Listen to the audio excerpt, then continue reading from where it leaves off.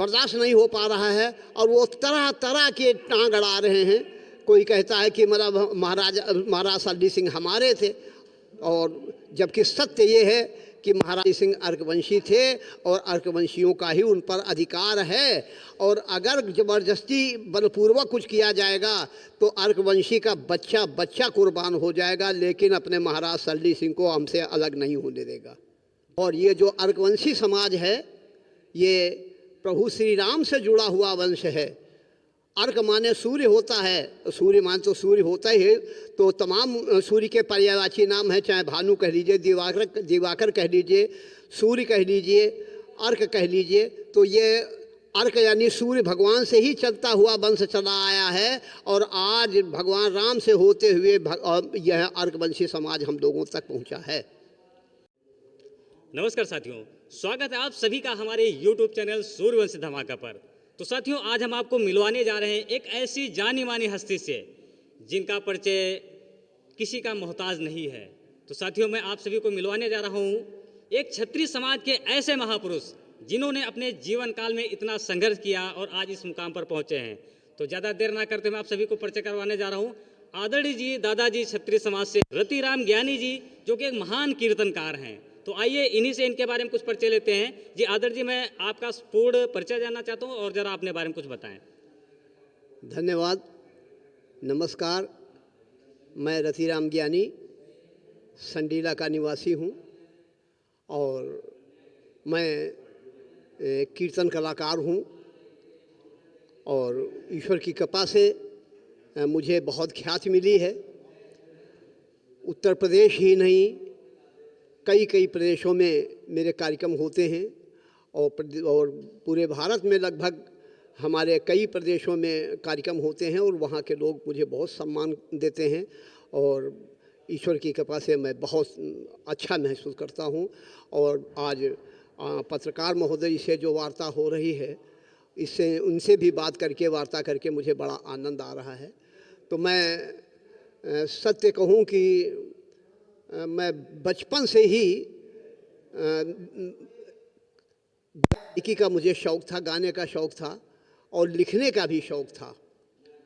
तो और कोई संसाधन मेरे पास उपलब्ध नहीं थे, तो मैंने लोगों के द्वारा कीर्तन सुना, तो कीर्तन सुन करके मैंने लिखना शुरू किया और गाना शुरू किया और ईश्वर की कृपा मुझ पे होती गई और जनता जनार्दन का मुझे समर्थन मिलता गया, उनके द्वारा उत्साहवर्धन मेरा होता रहा।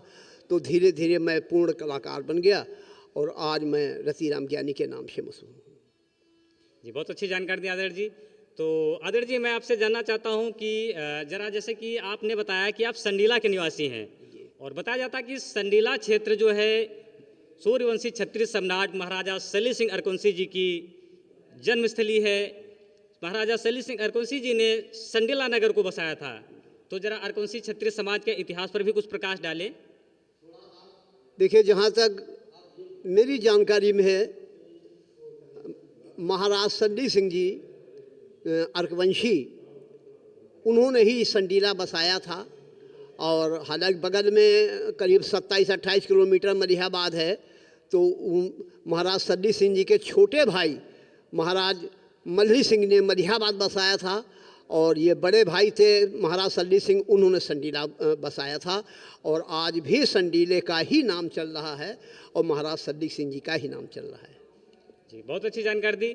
तो आदरणीय, मैं और जानना चाहता हूँ कि जिस प्रकार से समाज में कई कुरीतियाँ फैली हैं, लोग समाज का इतिहास चोरी कर रहे हैं और कुछ लोग प्रश्न चिन्ह भी उठाते हैं कि आप कौन से क्षत्रिय हैं। तो जरा अपने अर्कवंशी क्षत्रिय समाज के बारे में बताएं कि ये कौन से क्षत्रिय वंश से हैं और क्या इसके बारे में बताएं। कुछ लोग किसी को आगे बढ़ते हुए उन्नति करते हुए देखना पसंद नहीं करते हैं। उसी प्रकार से ये अर्कवंशी समाज को बहुत दबाया गया, बहुत कुचला गया और अब अर्कवंशी समाज के लोग जब उन्नति कर रहे हैं, आगे बढ़ रहे हैं, अपने आप को मजबूत कर रहे हैं, तो कुछ समाज के लोगों को या यूँ कहिए कि ईर्षा रखने वाले समाजों को, उनको ये बर्दाश्त नहीं हो पा रहा है, बर्दाश्त नहीं हो पा रहा है और वो तरह तरह के टांग अड़ा रहे हैं। कोई कहता है कि महाराज सल्डी सिंह हमारे थे, और जबकि सत्य ये है कि महाराज सिंह अर्कवंशी थे और अर्कवंशियों का ही उन पर अधिकार है। और अगर ज़बरदस्ती बलपूर्वक कुछ किया जाएगा तो अर्कवंशी का बच्चा बच्चा कुर्बान हो जाएगा, लेकिन अपने महाराज सल्डी सिंह को हमसे अलग नहीं होने देगा। और ये जो अर्कवंशी समाज है ये प्रभु श्री राम से जुड़ा हुआ वंश है। अर्क माने सूर्य होता है, सूर्य मान तो सूर्य होता ही है, तो तमाम सूर्य के पर्यायवाची नाम है, चाहे भानु कह लीजिए, दिवाकर कह लीजिए, सूर्य कह लीजिए, अर्क कह लीजिए। तो ये अर्क यानी सूर्य भगवान से ही चलता हुआ वंश चला आया है, और आज भगवान राम से होते हुए यह अर्कवंशी समाज हम लोगों तक पहुंचा है। तो बहुत अच्छी जानकारी दी। आप लोगों ने देखा जिस प्रकार से आदर्श जी ने बताया कि अपने जीवन काल में इन्होंने कितना संघर्ष किया। बचपन से ही इनको गायकी में रुचि थी और ये आज इतने महान कलाकार, कीर्तनकार और आज विश्व विख्यात आदर्श जी हैं, जिनकी चर्चा पूरे देश में, पूरे प्रदेश में जगह जगह पर इनकी चर्चाएं होती हैं और कई जगह इन्होंने कार्यक्रम अपने किए हैं। तो आज ये महान कीर्तनकार जो हैं हमारे समक्ष आप सभी के उपस्थित हुए हैं, तो बहुत ही सौभाग्य मिला कि आदर्श जी से आज हमें कुछ जानकारी मिली, कुछ सीखने को मिला। जी आदर्श जी बहुत बहुत धन्यवाद। आप धन्यवाद धन्यवाद धन्यवाद।